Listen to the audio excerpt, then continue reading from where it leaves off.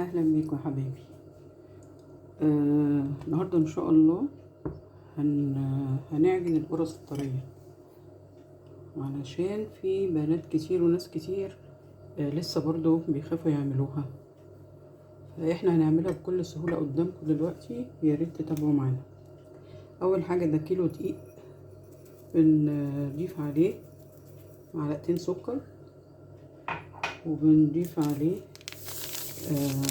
معلقتين خميره. هو الكيس يعتبر معلقه، كيس الخميره ده. وهنضيف عليه كيس بيكنج باودر. يا جماعه الطريقه سهله جدا، بس هو انتوا ناس كتير بتخاف من ان هي تعجن. لا، جربوا الطريقه دي هتعجبكم جدا. احنا ضفنا ايه؟ مكونات الجافه: الخميره والبيكنج باودر والملح والسكر. تمام. بعد كده هنضيف بعد ما نقلب كده هنبدأ نضيف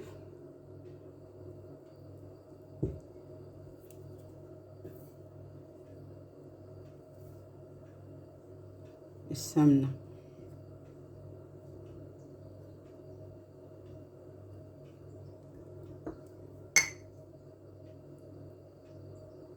السمنة تكون دافية شوية علشان نعرف نشربها في الدقيق زي ما انتم شايفين كده.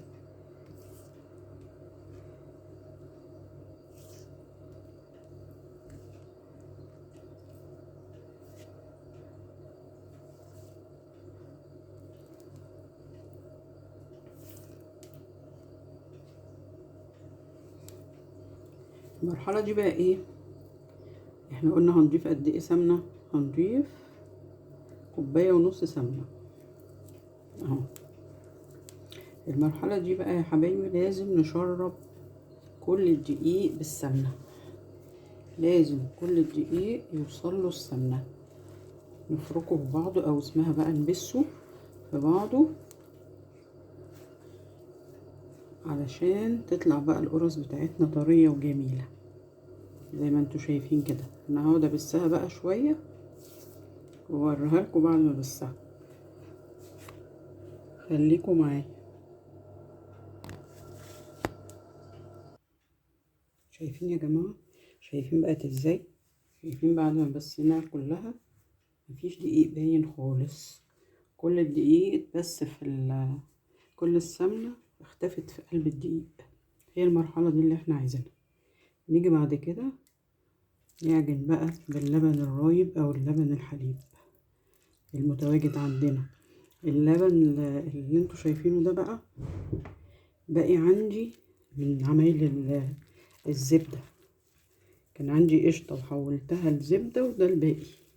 ده الشرش او اللبن مصل اللبن اللي طلع فايه بيبقى رائع بقى في المعجنات. انا حتى في الفيديو قلت لكم ان انا هعمل بيه قرص طريه زي ما انتوا شايفين كده، رائع.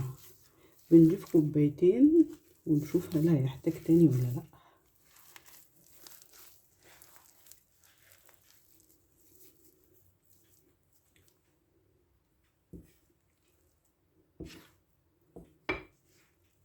نضيف 1 كوب كمان.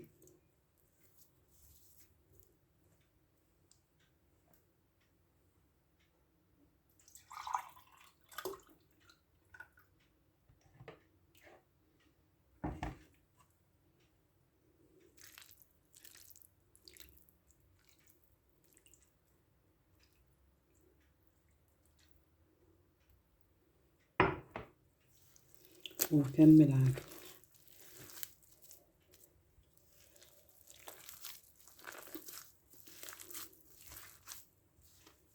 لازم بعد ما تتلم نقعد نعجن فيها ربع ساعة او 10 دقايق، بس انا مش هطول عليكم. انا هفصل واكمل وهوريها لكم بعد ما نعجنها ان شاء الله.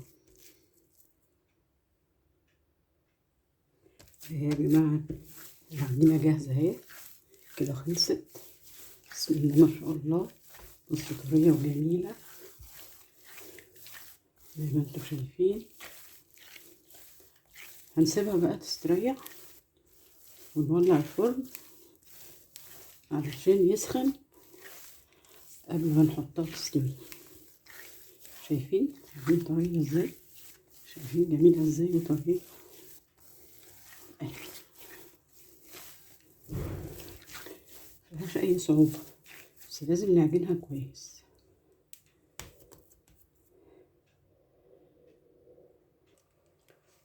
خلاص غطيناها بكيس، هنسيبها تخمر بقى شوية قبل ما نجهز الفرن ونولع الفرن. وادي يا جماعة العجينة بتاعتنا بعد ما خمرت قطعناها، هنكورها زي ما انتوا شايفين كده علشان نرصها بقى في الصينية ونسويها.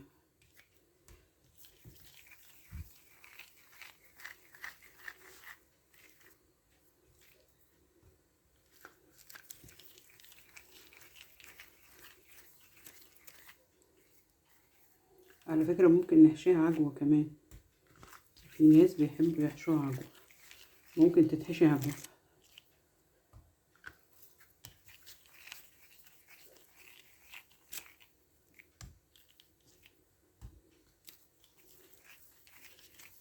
هكمل وبوريها لحضراتكم.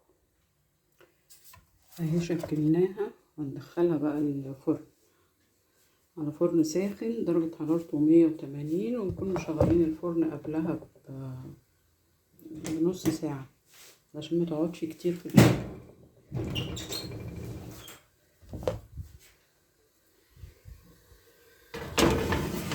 نسيبها بقى تستوي. اهي يا جماعة في الفرن اهي، بصوا خمرت وجميلة ازاي. لسه بقى هنحمر وشها.